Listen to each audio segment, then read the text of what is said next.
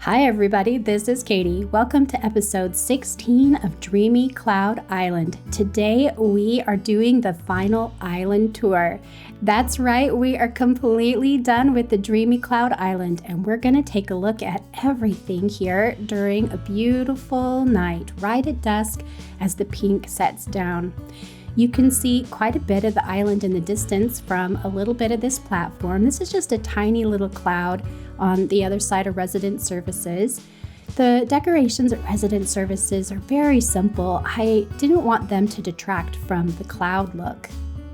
Here I'm going to pull the map up real quick. You can see the villagers that I have on the island. We have Dom, Sherb, Sky, Julian, Etoile, Whitney, Rosie, Judy, Blue Bear, and Pate. I know Pate's name is actually Pate, but I like Pate better. I think it's cuter, so that's what I call her.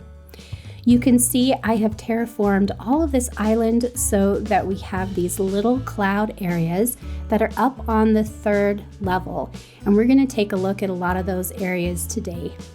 I've dropped a few fun little things for anyone who comes to visit during the dream address, and you'll see that I did put a blue airport for this island because I felt as if that was a really good choice. The blue could just kind of match the essence of the island. You can't access most of the beaches from the island, even though they do all have palm trees and white flowers. You can see back here, you can get to the water and just look up everything up there on the 3rd level. It's been really fun to see this build come together. Hi, Rosie down there playing on the beach. But let's go ahead and sneak past Flick and head up to the real design. You can see I've used a custom cloud pattern. This is an extensive pattern that I put together specifically for this island. I really wanted a pattern that could be versatile and have a lot of variation and fit the needs of an entire island.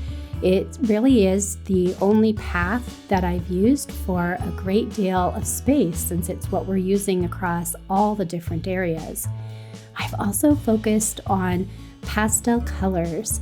There's a little bit of darker blue that I've incorporated that I feel like helps coordinate the decorations to the blue that I've used in the cloud pattern. But other than the darker blue, I have tried to keep all the colors very light. As we hop across that little bit of a land bridge here, we get to my regular house. You can see there's a pipe on the other side, which is where we'll come back to. The islands are built so that you can really only go from one island to the next. And as we get to this first base here, this is our little mushroom campsite. The large mushroom platforms are being used a lot like trees would in a regular build. I wanted something that looked really tall and big to put in a lot of areas. But here in the campsite, we've used quite a few of the mushrooms. Up from that is Rosie's house, and we have put together a music-themed area. She has a stage with orchestra instruments and a grand piano.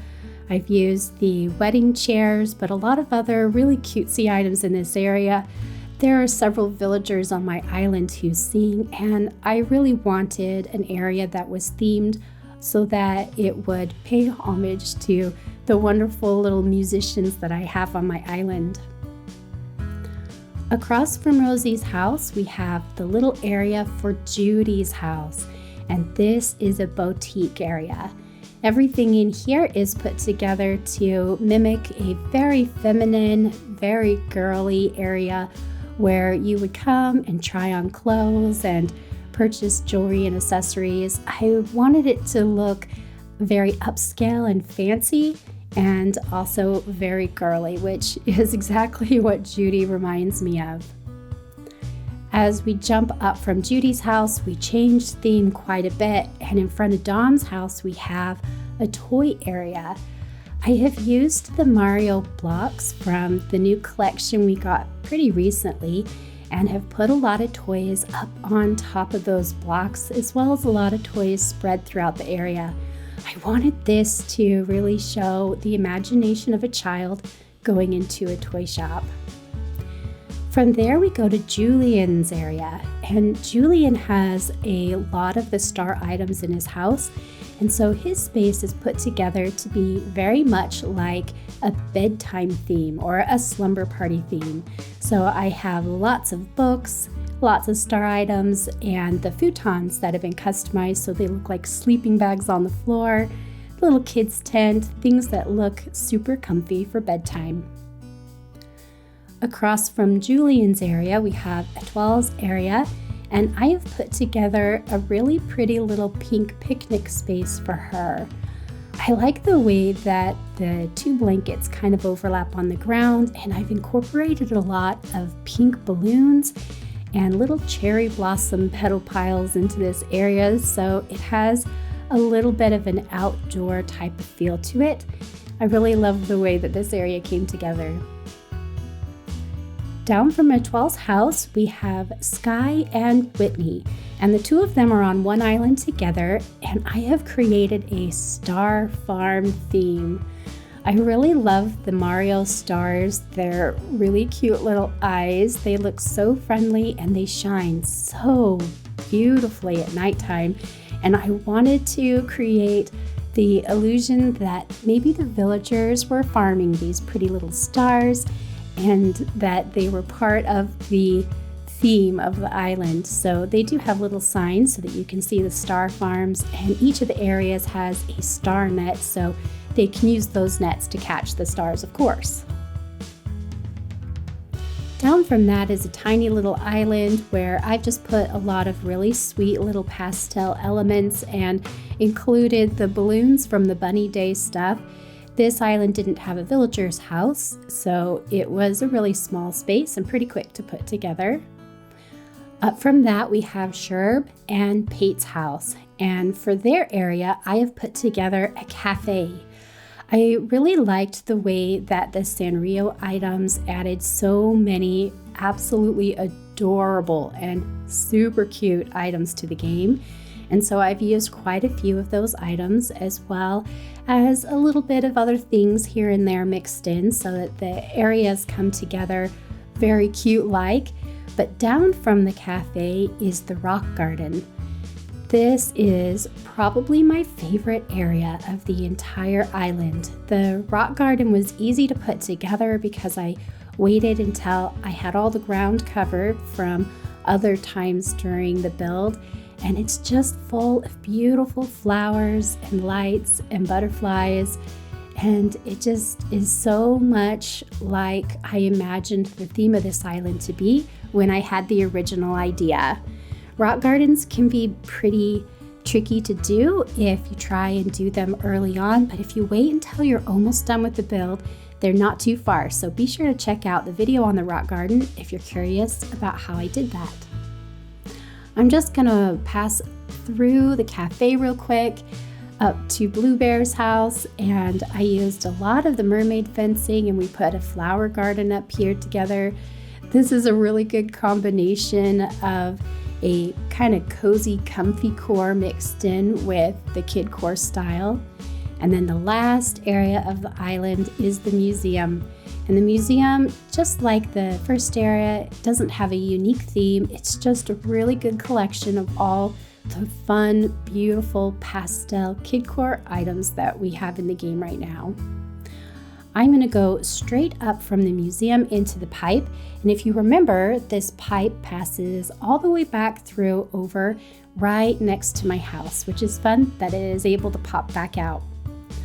I'm not going to do a full tour of everything inside my house, but I'm going to show you the very first room. The living room of my house is built to match and coordinate with the rest of the island, so we have all the beautiful colors and the cloud flooring. The full house is designed, so if you come and visit the Dream address, you'll have other rooms to explore as you come and see what's inside the house. I'm going to switch over and do a really quick view so you can see the flyover of the island during the daytime, and then show you some of my favorite clips of the villagers on Dreamy Cloud Island.